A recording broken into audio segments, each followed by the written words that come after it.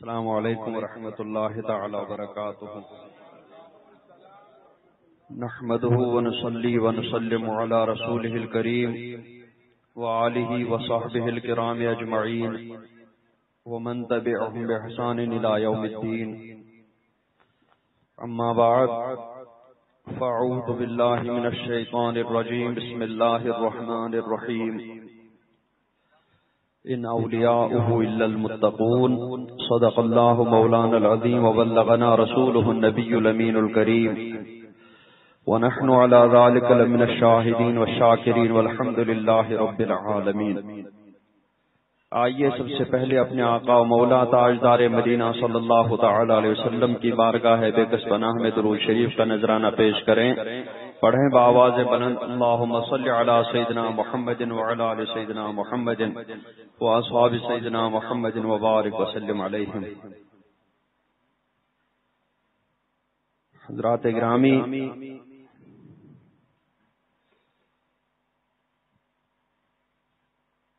انسان کو اللہ تبارک و تعالی نے پیدا فرمایا اپنی عبادت کے لیے.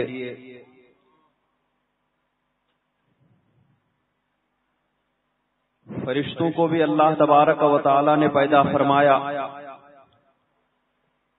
وہ بھی ہر وقت اللہ تبارک و تعالی کے احکام کی بجاوری کرتے ہیں. جس کے سپرد جو کام ہے وہ اپنے کاموں میں لگا ہوا ہے. کوئی تسبیح میں مشغول ہے، کوئی رکوع میں ہے، کوئی سجود میں ہے، کوئی بندوں کو نفع پہنچانے میں لگا ہوا ہے، کوئی بارش پر مقرر ہے، کوئی دھوپ پر مقرر ہے، کوئی رزق پر مقرر ہے. غرض تمام فرشتوں کو جو حکم اللہ تبارک و تعالی کی جانب سے ملا ہے وہ سب اس حکم کی پیروی کرتا ہوا نظر آتا ہے. اور اس فرشتوں کو اللہ تبارک و تعالی کے حکم کی پیروی کرنے میں کوئی دقت سامنے نہیں آتی، کیونکہ ان کے سامنے نہ کوئی اندرونی رکاوٹ ہوتی ہے اور نہ کوئی بیرونی رکاوٹ ہوتی ہے. نہ کوئی اندرونی دشمن ہوتا ہے جو انہیں اس کام سے اللہ تبارک و تعالی کے حکم کی بجاوری سے روکتا ہے، اور نہ ہی ان کا کوئی باہر کا دشمن ہے جو انہیں اللہ تبارک و تعالی کی احکام کی پیروی کرنے سے روکے. اس لیے انہیں کسی بھی قسم کی دقت کا سامنا نہیں کرنا پڑتا.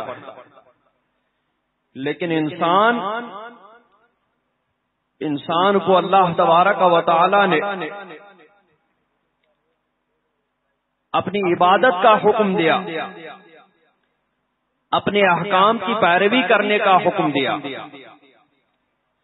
لیکن ساتھ ہی ساتھ انسان کو اللہ تبارک و تعالی کے احکام کی پیروی کرنے میں قدم قدم پر رکاوٹیں ہیں. اللہ تبارک و تعالی کی عبادت کرنے میں قدم قدم پر رکاوٹیں ہیں. خود اس کے اندر نفس امارہ پڑا ہوا ہے کہ جسے اللہ تبارک و تعالی کی پیروی بالکل پسند نہیں ہے، جسے اللہ تبارک و تعالی کے حکم کی بجاوری بالکل پسند نہیں ہے. اس لیے وہ انسان کو اندر سے روکنے کی کوشش کرتا ہے. تو انسان کو پہلے اس نفس دشمن کو قابو میں کرنا پڑتا ہے، پھر اس کے بعد یہ اللہ تبارک و تعالی کی عبادت کے لیے کھڑا ہو جاتا ہے. لیکن کھڑا ہوتے ہوتے پھر باہر کا دشمن شیطان وہ آتا ہے، وہ طرح طرح سے اس کے دل میں وسوسے ڈالتا ہے، اور وسوسے ڈال ڈال کر کے اس کو اللہ تبارک و تعالی کے احکام کی پیروی کرنے سے روکتا رہتا ہے. تو انسان کو اس شیطان دشمن کو بھی قابو کرنے کے بعد پھر اس کے بعد جا کر کے وہ اللہ تبارک و تعالیٰ کے احکام کی پیروی کر پاتا ہے. پھر اس کے بعد وہ جا کر کے اللہ تبارک و تعالیٰ کی بارگاہ میں سر بسجود نظر آتا ہے. پھر اس کے بعد بہت ساری پسندیدہ چیزیں یعنی خواہشات نفس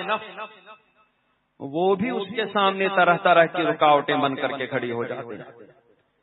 لیکن وہ اسے بھی قابو کرتے ہوئے آگے بڑھ جاتا ہے، اللہ تبارک و تعالیٰ کے حکم کی پیروی کر لیتا ہے۔ تو فرشتے بھی اللہ کی پیروی کرتے ہیں، فرشتے بھی اللہ تبارک و تعالیٰ کے احکام کو بجا لاتے ہیں، اور انسان بھی اللہ کے حکم کی پیروی کرتے ہیں، انسان بھی اللہ تبارک و تعالیٰ کے احکام کو بجا لاتے ہیں، لیکن دونوں میں بہت بڑا فرق ہے۔ فرشتوں کو اللہ کے حکم کی پیروی کرنے میں کوئی رکاوٹ نہیں ہوتی ہے، لیکن انسانوں کو اللہ کے حکم کی پیروی کرنے میں بہت بڑی ایک نہیں کئی رکاوٹیں ہوتی ہے، جن کو دور کر کے وہ تب جا کر کے اللہ تبارک و تعالیٰ کے سامنے عبادت کرتا ہوا نظر آتا ہے۔ تو انسان کی عبادت کے دشمن بہت ہیں، جو اس کو اللہ تبارک و تعالیٰ کی عبادت کرنے نہیں دیتے۔ اسی لیے جو شخص انسانوں میں سے جو بھی شخص نفس کو قابو میں کر لیتا ہے، پھر اس کے بعد شیطان سے بھی اپنے آپ کو محفوظ کر لیتا ہے اللہ تبارک و تعالیٰ پر توکل کرتے ہوئے، وہ جب ان تمام رکاوٹوں کو ایک طرف کرتا ہوا، ان سے مقابلہ کرتا ہوا جب اللہ تبارک و تعالیٰ کی بارگاہ میں کھڑا ہو جاتا ہے، تو اس وقت اس کی قدر و منزلت ان فرشتوں سے بھی کہیں زیادہ اللہ کے بارگاہ میں بڑھ جاتی ہے، کیونکہ فرشتوں کی عبادت تو ہے، لیکن اس میں کسی چیز کا مقابلہ نہیں کرنا پڑتا، اس میں رکاوٹیں نہیں ہوتی ہے، لیکن انسان کی عبادت میں جگہ جگہ قدم قدم پر رکاوٹیں ہوتی ہے، اور وہ ان تمام رکاوٹوں کو دور کرتا ہوا، تمام دشمنوں کو قابو میں کرتا ہوا، تب جا کر کے اللہ تبارک و تعالیٰ کی بارگاہ میں حاضر ہو پاتا ہے۔ فرشتوں کے پاس صرف قوت عقلی ہے، اور عقل اللہ تبارک و تعالیٰ کے حکم کی بجاوری کی طرف رغبت دلاتی ہے، اس سے روکتی نہیں، لیکن انسان کے پاس قوت عقلی ہے، اور دوسری قوت نفسانی ہے، قوت شہوانی کہہ لیں، پھر تیسری قوت حیوانی ہے اس کے اندر۔ تو قوت عقلی اس کو اللہ تبارک و تعالیٰ کی طرف رغبت تو دلاتی ہے، لیکن قوت شہوانی اور قوت حیوانی اس کو اللہ کی عبادت سے روکنے کی بھرپور کوشش کر لیتی ہے۔ تو جب انسان کی ایک قوت عقلی ان دونوں قوتوں کو مغلوب کر کے اللہ تبارک و تعالیٰ کی بارگاہ میں کھڑی ہو جاتی ہے، تو اس انسان کا مرتبہ ان فرشتوں سے بھی کہیں زیادہ بلند و بالا ہو جاتا ہے۔ اس لیے فرشتوں کے پاس طاقت ہوتی ہے، فرشتوں کے پاس اللہ کا دیا ہوا بہت کچھ ہوتا ہے، لیکن اللہ تبارک و تعالیٰ کی صفات کا اظہار جس طریقے سے انسانوں کے ذریعے ہوتا ہے، اور جس قدر انسانوں کے ذریعے ہوتا ہے، اس قدر فرشتوں کی وساطت سے اتنی صفات کا اظہار نہیں ہوتا ہے۔ کہ انسانوں میں جب یہ قوت عقلی قوت حیوانی کے ساتھ مل جاتی ہے، تو وہی انسان منتقم بن جاتا ہے، اللہ تعالیٰ کے صفت انتقام کا مظہر بن جاتا ہے۔ جب دین کی خاطر وہ کسی کے سامنے جڑ جاتا ہے، تو وہی اللہ تبارک و تعالیٰ کی صفات کا مظہر بن کر کے وہ سامنے کھڑا ہو جاتا ہے۔ تو انسان کی عبادت اور فرشتوں کی عبادت، فرشتے بھی اللہ تبارک و تعالیٰ کے احکام کی پیروی کے لیے پیدا ہوئے ہیں، انسان بھی اللہ تبارک و تعالیٰ کے احکام کی پیروی کے لیے پیدا ہوئے ہیں۔ انسان کی عبادت کے لیے اللہ تبارک و تعالیٰ نے فرمایا وَمَا خَلَقْتُ الْجِنَّ وَالْإِنسَ إِلَّا لِيَعْبُدُونِ، میں نے انسانوں اور جنوں کو صرف اپنی عبادت کے لیے پیدا فرمایا۔ تو انسان کی عبادت وہ قابل فخر ہو جاتی ہے، اور انسان کو ان دشمنوں کا سامنا کرنے کے لیے ہتھیاروں کی بھی ضرورت پڑ جاتی ہے، کیونکہ پہلے اسے ان دشمنوں کو پہچاننا ہوتا ہے۔ جب تک وہ نفس کو پہچانے گا نہیں تو کیسے پتا چلے گا کہ یہ نفس شر کا حکم دیتا ہے، اب مارا ہے۔ جب تک اسے شیطان کے بارے میں پتہ نہیں چلے گا تب تک وہ کیسے جانے گا کہ شیطان سے بچنے کا کیا طریقہ ہو؟ تو انسان کو سب سے پہلے ان دشمنوں کو پہچاننے کے لیے علم دین حاصل کرنا پڑتا ہے، اور پھر اس علم دین کے ساتھ ساتھ اس کی حفاظت کے لیے نیکوں کی صحبت میں بھی بیٹھنا پڑتا ہے۔ اسی لیے حضور غوث پاک رضی اللہ تبارک و تعالی عنہ نے جب 18 سال کی عمر مبارک میں بغداد کا سفر کیا تو ارشاد فرمایا کہ بغداد جانے سے میرے 2 مقصد تھے۔ ایک مقصد تو یہ تھا کہ میں اللہ کے علم دین حاصل کروں اللہ کے لیے، اور دوسرا مقصد یہ تھا کہ بغداد میں رہ کر کے اللہ کے ولیوں کی زیارت کروں اور ان کی صحبت کے کچھ لمحات حاصل کر سکوں، تاکہ جو علم حاصل کرتا جاؤں بزرگوں کی صحبت میں، بزرگوں کی زیارت میں اس علم کی حفاظت بھی کرتا جاؤں اور اس علم کا نور بھی میرے اندر آتا جائے، اس علم کا نور بھی حاصل کرتا جائے۔ حضور غوث پاک رضی اللہ تبارک و تعالی عنہ نے بغداد شریف جا کر کے ان 2 مقاصد کو حاصل کیا، اور چونکہ میں نے بتایا کہ علم کے ذریعے نفس کی بھی پہچان ہوتی ہے، شیطان کی بھی پہچان ہوتی ہے، اور جب ان دشمنوں کی پہچان ہوتی ہے تو ان سے بچنے کا طریقہ بھی معلوم ہو جاتا ہے۔ تو اسی لیے شیطان نہیں چاہتا ہے، نفس نہیں چاہتا ہے کہ اس کی پہچان انسان کو ہو جائے اور انسان ان سے بچے۔ اس وجہ سے جب آدمی علم دین کے لیے چل پڑتا ہے، علم دین حاصل کرنے لگ جاتا ہے، تو قدم قدم پر نفس بھی اس کو روک دیتا ہے اور قدم قدم پر شیطان بھی اس کے سامنے رکاوٹ بن کر کے کھڑا ہو جاتا ہے، چاہتا ہے کہ یہ کسی طرح کا علم حاصل نہ کر سکے۔ فاقہ کشی کی نوبت آ جاتی ہے۔ علماء کرام کی سیرت پڑھ لیں، اولیاء کرام کی سیرتوں کو پڑھ لیں، انہوں نے ان مقامات کو ایسے ہی حاصل نہیں کیا بلکہ علم حاصل کر کے ان دشمنوں کی پہچان حاصل کر لی، اس نفس امارہ کو، شیطان کو پہچانا، اور پھر سلوک کی منزلیں طے کر کے اس نفس کے دشمن سے اور شیطان دشمن سے بچنے کا سامان بھی اپنے اندر پیدا کر لیا۔ اسی لیے جب وہ علم اور سلوک کی منزلیں طے کر لیتے ہیں، پھر اس کے بعد نہ تو نفس کا بس ان پر چلتا ہے اور نہ ہی شیطان ان پر کسی قسم کا وسوسہ ڈال دیتا ہے۔ لیکن سلوک کی منزلیں طے کرتے وقت تک قدم قدم پر شیطان بھی پیچھے نہیں ہٹتا ہے۔ جب سلوک کی منزلیں طے کر رہا ہوتا اس وقت شیطان بھی آ جاتا ہے۔ غوث پاک رضی اللہ تبارک و تعالی عنہ نے جب علم حاصل کیا، پھر سلوک کی منزلیں طے کرنی شروع کی، تو فرماتے ہیں کہ ایک مرتبہ مجھے سخت پیاس لگی، بہت زیادہ پریشان ہوا میں پیاس کی وجہ سے۔ تو کہتے ہیں بادل کا ایک ٹکڑا آیا اور اس پر سے کچھ بوندیں گری، میں نے اپنا منہ کھولا، میرے منہ میں کچھ بوندیں گری اور پیاس کی شکتی ختم ہو گئی۔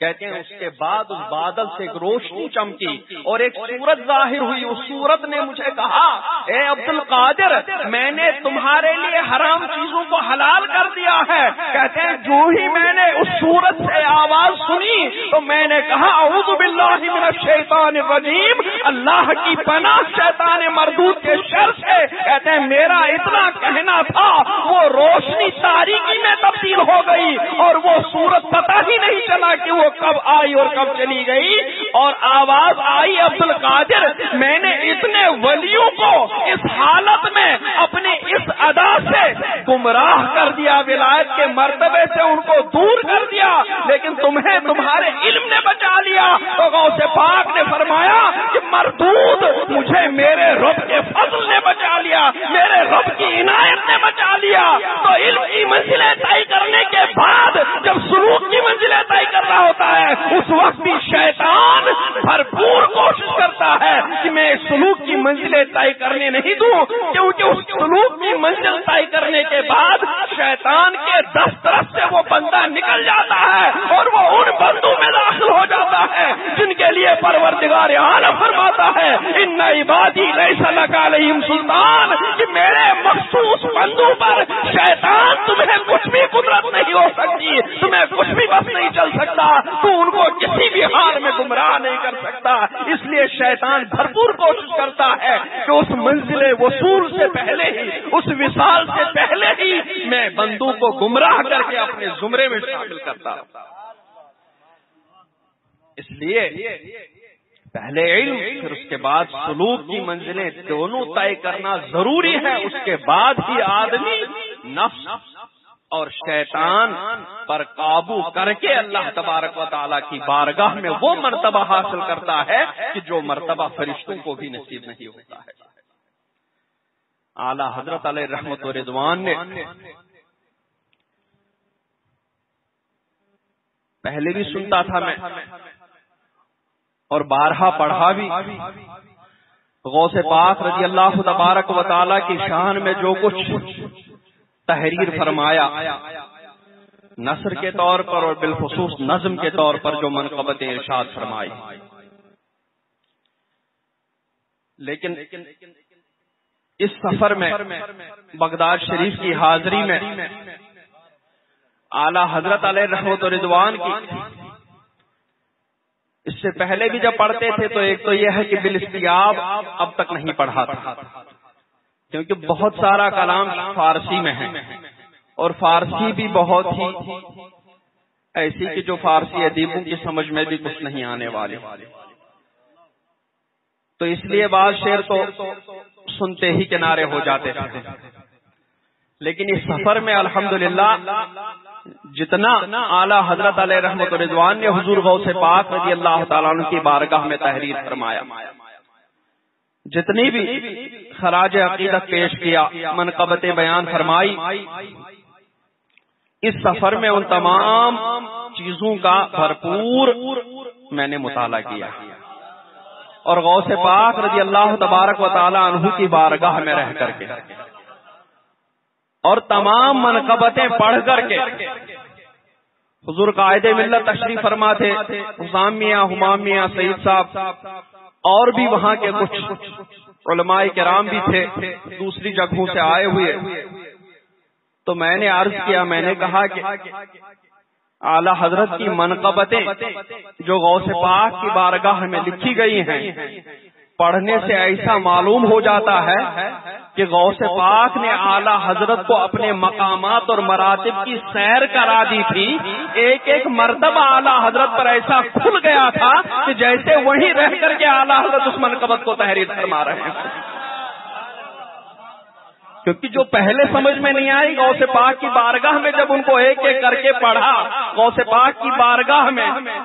ہماری زبانیں تو اس لائق ہے ہی نہیں کہ ہم اپنی طرف سے کچھ جملے بنا کر کے پیش کریں، اس وجہ سے اپنی زبانوں کو خاموش رکھ کر کے اعلی حضرت کی زبان ہی سے انہی کی لکھی ہوئی منقبتیں عرض کر رہے ہیں۔ تو اس وقت بہت سارے اشعار جو پہلے پلے نہیں پڑتے تھے، وہاں پر اچھی طریقے سے جیسے غوث پاک اپنی بارگاہ میں ان اشعار کو سمجھا رہے ہیں، اس طریقے سے مطالعہ ہو رہا ہے۔ پھر اس کے بعد جب حاضری کے لیے مواجہ شریف میں گئے، وہاں پر جو غوث پاک کی اولاد میں سے متعین ہیں، ان میں سے ایک شیخ خالد صاحب ہیں، انہوں نے حضرت کو اپنی قیامگاہ کی دعوت دی اور وہیں پر ان کا کمرہ ہے، وہیں پر وہ حضرت کو لے گئے۔ تو وہاں پر جب ان سے بات چیت کا سلسلہ چلا، وہ اردو زبان نہیں سمجھتے ہیں، فارسی تو دور کی، فارسی تو ہو سکتا ہے کچھ سمجھے ہوں، لیکن عربی ہی جانتے ہیں۔ اردو زبان نہ جاننے کے باوجود انہوں نے حضرت سے جو پہلی بات کہی، پہلا جملہ کہا، وہ یہی تھا کہ ایسا لگتا ہے، یہ شیخ خالد کی زبانی یہ جملہ ہوا کہ ایسا لگتا ہے کہ اعلی حضرت پر غوث پاک کا حال کھل گیا تھا، جس کو انہوں نے اپنی ان منقبتوں میں ایک دم ظاہر کر کے لکھ دیا۔ ایسا لگتا ہے کہ غوث پاک نے ان کو بھی غوث پاک کے مزار مبارک میں ہم گواہ ہیں کہ کسی کا کلام ادھر ادھر کا نہیں پڑھا جا رہا تھا. وہاں اگر منقبتیں گونجتی تھی وہ تو اعلیٰ حضرت کی منقبتیں گونجتی تھی, اور اعلیٰ حضرت کے متوسلین استاد زمن حضور مفتی اعظم رضی اللہ تعالیٰ عنہ حضرت مولانا جمیل الرحمان صاحب اعلیٰ حضرت کی منقبتوں کے ضمن میں وہی ساری منقبتیں پڑھی جا رہی تھی. یعنی غوث پاک کی بارگاہ میں ایسا لگتا تھا جیسے بریلی شریف میں محفل غوث اعظم قائم ہو رہی ہو اور بریلی شریف ہی کے منقبت خانوں کی منقبتیں پڑھی جا رہی تھی. ایسا ماحول بن رہا تھا. اس سے سمجھ میں آ رہا تھا کہ اعلیٰ حضرت اور غوث پاک میں کتنا مضبوط رشتہ اور کتنا قریبی رشتہ ہے کہ بالکل فرق ہی محسوس نہیں ہو رہا تھا کہ ہم اتنا دور کا سفر کر کے بغداد شریف میں ہیں یا پھر ہم بریلی شریفی میں حاضر ہو کر کے غوث پاک کی بارگاہ میں حاضری دے رہے ہیں. یہ اعلیٰ حضرت اور غوث پاک کا کرم تھا. آپ بھی اگر منقبتوں کو پڑھیں گے دل سے کینہ نکال کر کے, حسد نکال کر کے, ضد اور انا اور ہٹ درمی نکال کر کے, آپ بھی اگر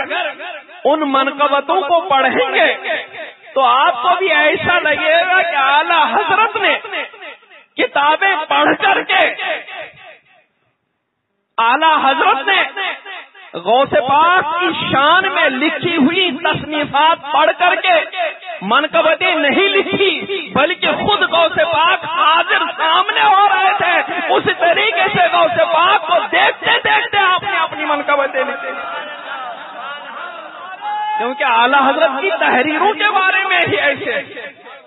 دولت المکیہ کو کھول کے دیکھیں, اعلیٰ حضرت اپنی تصنیفات کے بارے میں جو رد باطلوں کے بارے میں لکھی ہیں فرماتے ہیں کہ قلم تو میرے ہاتھ میں ہو رہا تھا, بلکہ حضور تاج الشریعہ بھی بیان فرماتے تھے کہ ایسا لگتا ہے کہ قلم تو بظاہر اعلیٰ حضرت کے ہاتھ میں ہوتا تھا لیکن املا غوث پاک کروا رہے تھے. جب تصنیفات کا حال یہ ہے تو بلا شبہ اعلیٰ حضرت کی لکھی ہوئی منقبتیں بھی وہ کتابیں پڑھ کر کے نہیں لکھی گئی تھی, وہ مقامات اور مرتبہ, وہ سرکار غوث پاک کا وہ حلیہ وہ کتابوں سے پڑھ کر کے نہیں لکھا جا رہا تھا, بلکہ ایسا لگتا ہے کہ غوث پاک خود حاضر ہو کر کے اپنی زبان اقدس سے وہ چیزیں املا کروا رہے تھے, اور اعلیٰ حضرت ان کو اردو جامہ پہنا کر کے شاعری میں اپنا جامہ پہنا کر کے ان کو خود غوث پاک کی بارگاہ میں خراج عقیدت خراج محبت کے طور پر پیش کر رہے ہوتے. سبحان اللہ. نعرہ تکبیر, نعرہ رسالت, نائب غوث اعظم. اس لیے اعلیٰ حضرت کسی کے بارے میں بھی قلم چلانا چاہتے تھے تو نکلتی تھی غوث پاک کی بارگاہ میں منقبت. تو غوث پاک نے اعلیٰ حضرت کو بہت کچھ نوازا تھا, اور نوازا تھا سرکار دو عالم صلی اللہ علیہ وسلم کی بارگاہ میں خاص مقام پر رکھ کر کے اعلیٰ حضرت کو لے گئے. وہاں بھی غوث پاک نے اعلیٰ حضرت پر بالکل پردوں کو اٹھا کر کے رکھ دیا تھا. اس لیے اعلیٰ حضرت نے سرکار کی شان میں بھی جو نعت مبارک لکھی ہیں ان نعت مبارکہ کو بھی آپ سامنے دیکھو تو وہاں پر بھی کوئی شاعرانہ تغزل نظر نہیں آئے گا, بلکہ وہاں پر بھی تمہیں ایسا نظر آئے گا کہ خود سرکار بنفس نشیب تشریف فرما رہے ہیں اور سرکار اعلیٰ حضرت سرکار کی بارگاہ میں نعتیں لکھ رہے ہوتے ہیں. ظاہری طور پر اگرچہ سامنے نہ ہو, لیکن ان بزرگوں کی آنکھیں جب ظاہری آنکھوں کو یہ بند کر دیتے ہیں تو دلی آنکھیں بہت زیادہ روشن ہو جاتی ہیں. ظاہری آنکھوں سے تو صرف یہ مجمع نظر آ رہا ہے, لیکن یہ بزرگ جب ظاہری آنکھ بند کر کے اس پر کچھ رکھ دیتے ہیں، چادر یا تولیہ رکھ دیتے ہیں، پھر ان کی باطنی آنکھ جب دل کی آنکھ کھل جاتی ہے تو انہیں بغداد شریف بھی وہیں سے نظر آتا ہے، انہیں مدینہ پاک بھی وہیں سے نظر آتا ہے، سامنے سے سارے حجابات اٹھ جاتے ہیں۔ اس وجہ سے ان بزرگوں کی دلی حاضری جسمانی حاضری سے بھی کچھ کم نہیں ہوتی ہے، کیونکہ اس میں بھی کہیں سے کوئی پردہ نہیں ہوتا ہے۔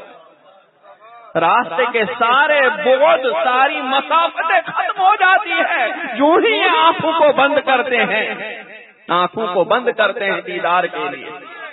ظاہری طور پر تو بہت ساری دیواریں نکاوٹ ہوتی ہیں، لیکن جب ان کو دیدار کرنا ہوتا ہے تو یہ ظاہری آنکھوں کو بند کر دیتے ہیں، دل کی آنکھوں کو کھول کے دیکھتے ہیں تو انہیں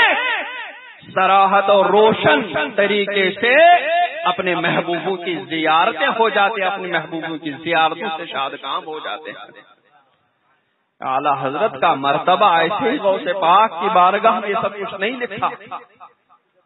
اور ہلکا سا شاعرانہ مبالغہ تو پایا ہی نہیں جاتا اعلی حضرت کی نعت یا شاعری یا غزلیت یا منقبتی شاعری میں، کیونکہ ایک شاعر آیا تھا سرکار اعلی حضرت کی بارگاہ میں اپنے شعر کی اصلاح کرنے کے لیے، نعت لکھی تھی اس نے، نعت کی اصلاح کے لیے سرکار اعلی حضرت کی بارگاہ میں آیا اور پھر عرض کی کہ میری اس نعت کی اصلاح کر لی جائے، تو اعلی حضرت نے اس کو پڑھا تو اس شاعر سے کہا کہ تم نے یہ جو کچھ لکھا ہے اگر واقعی تمہارے دل کی یہی کیفیت ہے تب تو کوئی بات نہیں، لیکن اگر تمہارے دل کی یہ کیفیت نہیں ہے، صرف اشعار تم نے اس طریقے سے لکھے ہیں تو تم نے بہت بڑا جھوٹ لکھا ہے۔ تم سرکار عالم صلی اللہ علیہ وسلم کو راضی کرنے کے بجائے اپنے اس جھوٹ سے ناراض کر دو گے، اس میں اتنا مبالغہ تم نے اپنے دل کی سرکار یا رسول اللہ میرے دل میں اب رہا نہیں جاتا ہے، آپ کی جدائی برداشت نہیں ہوتا ہے، میں ختم ہو چکا ہوں۔ اس طریقے سے اس نے شاعرانہ نعت لکھی تھی، لیکن سرکار عالم نے فرمایا اگر دل کی واقعی یہی کیفیت ہے تب تو کوئی بات نہیں، لیکن اگر دل کی یہ کیفیت نہیں ہے جو تم نے اشعار میں بیان کی ہے تو تم سب سے بڑے جھوٹے ہو، تم سرکار کو یہ نعت مت سناؤ، کیونکہ سرکار اس سے راضی ہونے کے بجائے ناراض ہو جائیں گے۔ تو جب اس کے بارے میں کہا تو سرکار اعلی حضرت نے جو اپنا ایک ایک شعر لکھا تو اس شعر میں جھوٹ کا کوئی شائبہ ہی نہیں ہوگا، بلکہ آپ تو فرماتے ہیں نعت شریف یا منقبتیں لکھنا یہ اس طریقے سے نہیں ہوتا تھا کہ قلم اٹھاتے تھے اور لکھنا شروع، یا پہلے موڈ بناتے تھے یا پہلے جو ہے ماحول بناتے تھے پھر اس کے بعد کوئی منقبت یا نعت تحریر فرماتے تھے، نہیں، بلکہ فرماتے ہیں جب بھی توجہ ہو جاتی تھی، جب بھی مجھے یاد ستاتی تھی سرکار کی بارگاہ کی تو اس وقت قلم خود بخود اٹھتا تھا، زبان خود بخود چلتی تھی، اور ایک نعت شریف یعنی جس حالت میں اس وقت دل بے قرار، جس قسم کی بے چینی ہوتی تھی، جس قسم کی دل کو بے قراری ہوتی تھی سرکار کی محبت میں، قلم سے وہی بے قراری کے الفاظ نکل آتے تھے، قلم سے وہی بے چینی کی وہی کیفیت لکھی جاتی تھی، زبان سے وہی کیفیت نکل جاتی تھی۔ اس وجہ سے اعلیٰ حضرت کی نعتوں کو آپ اس انداز سے پڑھیں گے تو ہر نعت میں آپ کو الگ الگ کیفیت اور الگ الگ بے چینی محسوس ہو جائے گی، آپ کو نظر آ جائے گی۔ وہ عام شاعری نہیں ہے بلکہ وہ دیکھی ہوئی شاعری ہے، چونکہ قلندر ہر گویا دیدہ گویا تو قلندری کو پہنچ جاتا ہے، پھر وہ جو کچھ کہتا ہے وہ دیکھ کر کے کہتا ہے، وہ پھر سن کر کے نہیں، پڑھ کر کے نہیں، بلکہ وہ محبوب کی صورت دیکھ کر کے جو کچھ تحریر فرماتا ہے تحریر فرما لیتا ہے۔ اعلی حضرت کو غوث پاک کی وساطت سے سرکار کی بارگاہ کے فیض سے اللہ تبارک و تعالی نے اس مقام تک پہنچا دیا۔ اللہ تبارک و تعالی ان کے مسلک پر ہم کو قائم و دائم رکھے۔ انہوں نے ہمیں جو اللہ کے ولیوں کا، اللہ کے محبوبوں کا ادب سکھایا، اللہ تبارک و تعالی ہمیں مرتے دم تک اسی ادب پر قائم و دائم رکھے، اسی مسلک عشق و ادب پر، اسی مسلک اعلی حضرت پر ہمیں قائم و دائم رکھے۔ وصلی اللہ تعالی علی خیر خلقہ محمد وعلی آلہ وصحبہ اجمعین برحمتک یا ارحم الراحمین۔